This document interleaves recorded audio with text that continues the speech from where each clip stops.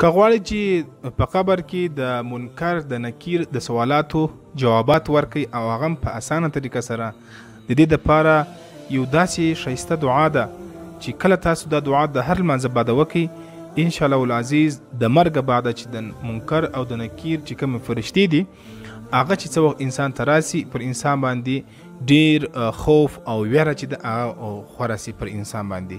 انسان بالکل په ځان باندې نه پوهېږي او ډیر په د خوف په حالت کې وي په هغه وخت کې.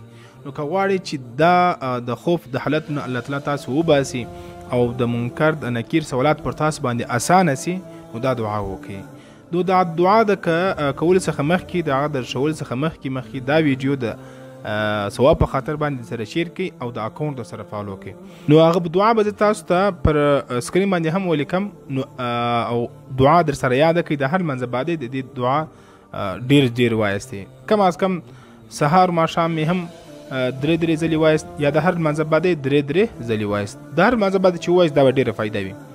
رضینا بالله رب وبمحمد النبي صلی الله علیه وسلم وبالاسلام دینا. رضينا بالله ربا وبمحمد النبي صلى الله عليه وسلم وبالإسلام دينا. همدا وظیفه در سره کوئ، انشاءالله العزیز فایده به وسي.